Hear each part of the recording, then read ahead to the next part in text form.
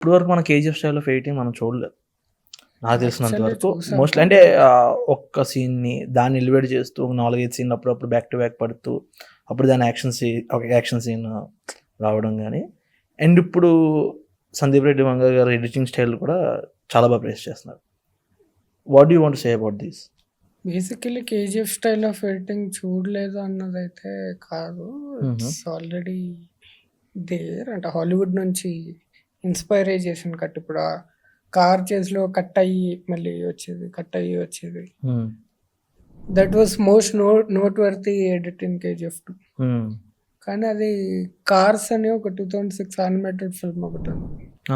I know. దాని opening scene exactly అలానే ఉంటుంది. Okay. So cut to black and then voice over, then cut to black and then yes.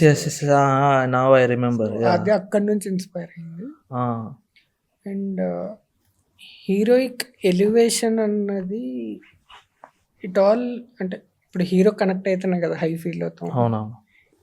'సలార్‌లో' అంత పూనకాలు ఎందుకు వచ్చాయి ఫైట్‌కి character connect అయ్యాము మనం. క్యారెక్టర్ కనెక్ట్ అయ్యాము. అండ్ అవును. ఆల్సో ఉజ్వల్లో అదే లైక్ అంటే హీ ఇంక్లూడ్స్ స్టైల్. అంటే Ujjwal usually came from trailer cuts, fan made cuts దీని నుంచి వచ్చినవాడు. అవును. అది నచ్చి ప్రశాంత్ నీల్ గారు తీసుకున్నారు కదా. Hmm. ఉజ్వల్ ఆ కైండ్ ఆఫ్ స్టైల్‌ని ఇక్కడ తీసుకొచ్చాడు. ఓకే. యెస్. అవును.